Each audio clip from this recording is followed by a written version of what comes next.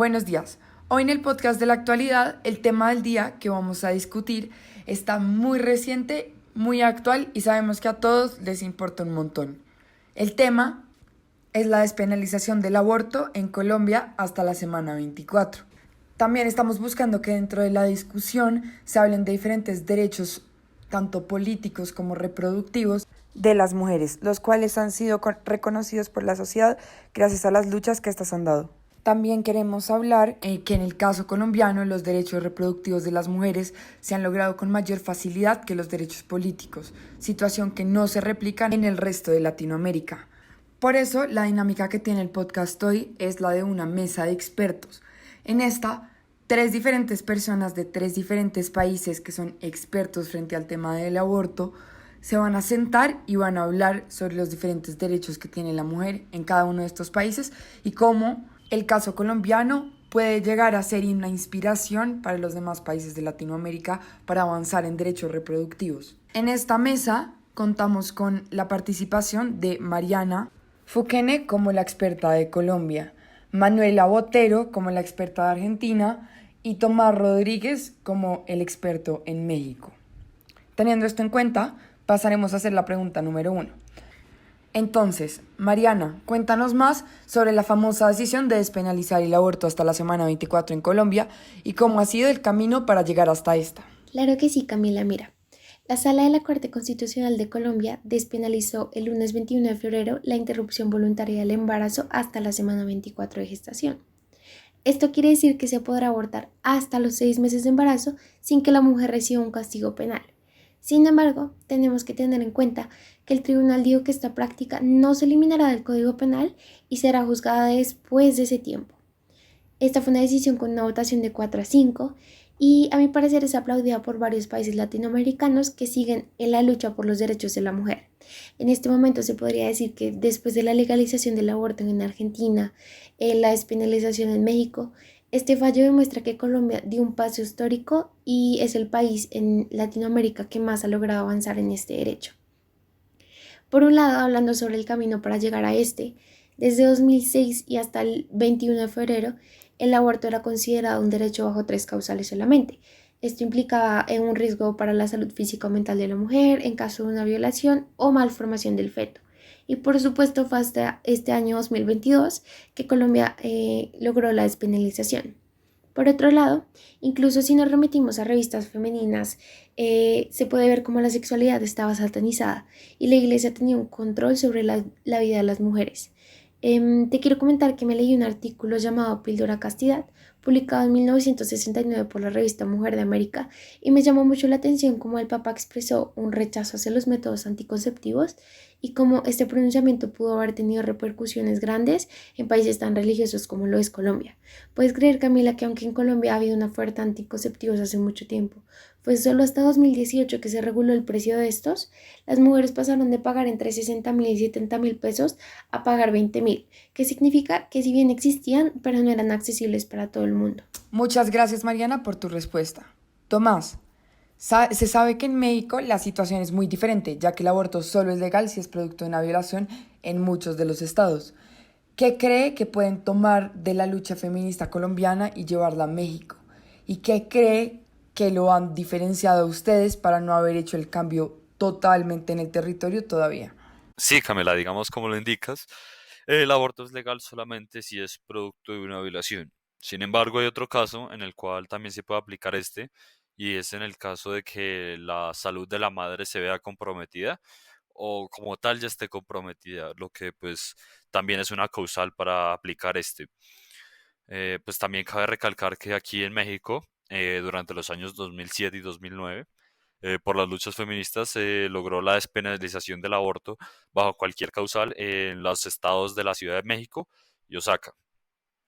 Bueno, por otra parte, la pregunta que me hiciste que podemos tomar de la lucha feminista en Colombia y llevarla a México, yo creo que lo que podemos rescatar de Colombia sería su constancia y su valentía, porque las mujeres han peleado constantemente por sus derechos, lo que puede ser un ejemplo a seguir para todas las mujeres del mundo y las mexicanas también, claramente.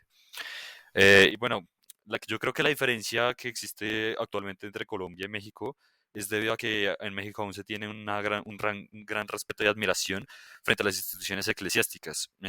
Por ende, no hemos podido realizar este proceso o este cambio a manera nacional.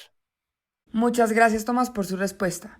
Manuela, tengo entendido que en Argentina el proceso fue similar al de Colombia y lograron un acuerdo relativamente parecido. ¿Cómo fue este proceso y qué partes las puedes asociar con el caso colombiano? Hola Camila, sí, en Argentina el proceso ha venido siendo similar. El 30 de diciembre del 2020 el Congreso Nacional sancionó la ley número 27610 y el 24 de enero del 2021 esta fue promulgada. Esta ley establece que las mujeres o pues las personas que se definen con otra identidad de género con capacidad de gestar tienen derecho a decidir y acceder a la interrupción de su embarazo hasta finalizar la semana 14. Para poder acceder a la interrupción del embarazo solo se necesita la voluntad de la persona gestante. A este tipo de interrupción del embarazo se le llama interrupción voluntaria del embarazo.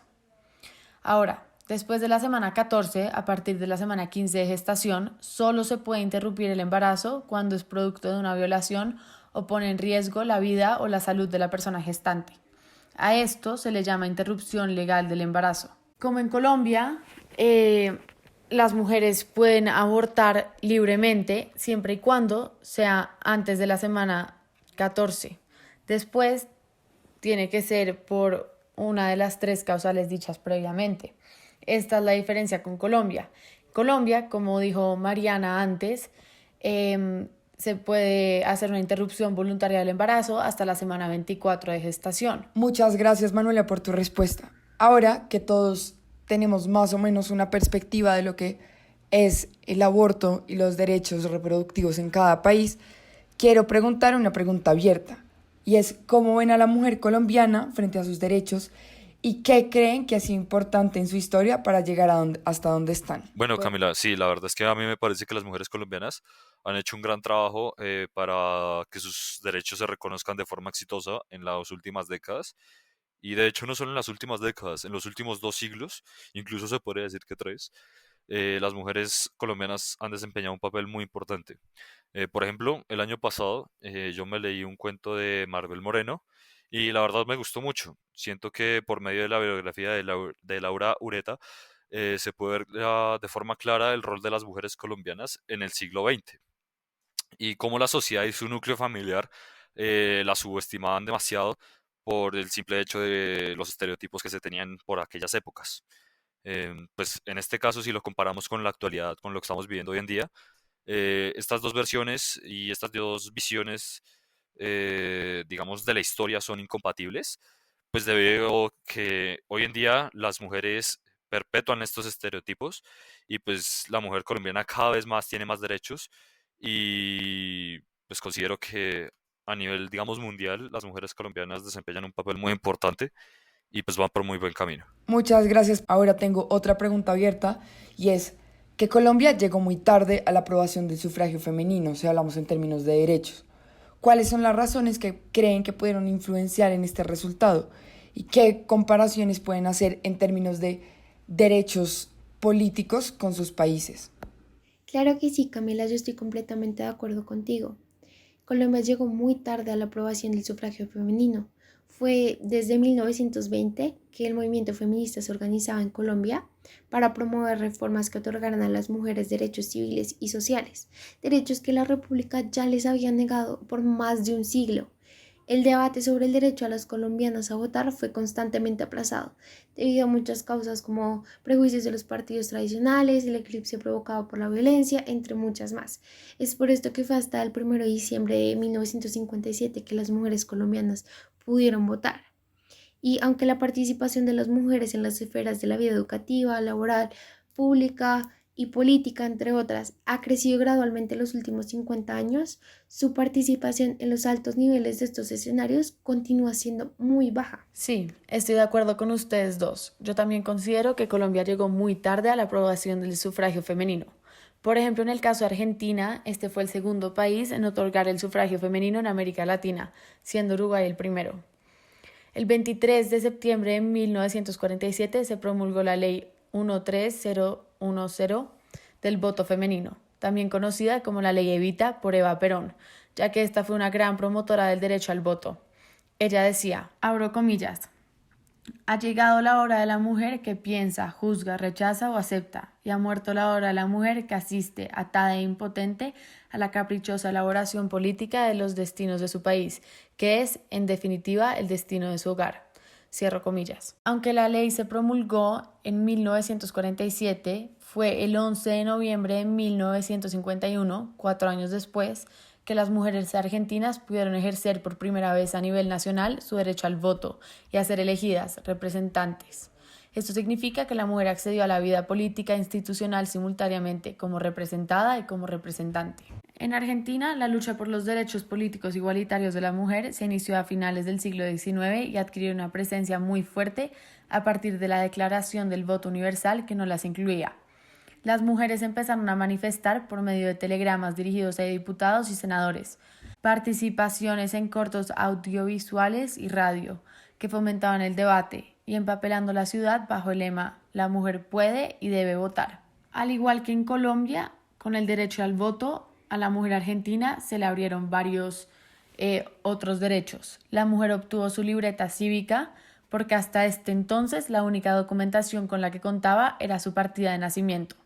Además, la promulgación de la ley otorgó a las mujeres argentinas una mayor equidad real en términos civiles y políticos, como también la patria potestad compartida en 1949 y la ley del divorcio en 1954. Listo, muchas gracias por sus respuestas. Lastimosamente este podcast ya llegó a su fin. Fue muy interesante oírlos hablar a los tres y fue una discusión realmente enriquecedora. No se les olviden a todos nuestros oyentes sintonizarnos la próxima semana a esta misma hora, los lunes. Muchas gracias a todos y les mandamos un abrazo. Nos vemos la próxima.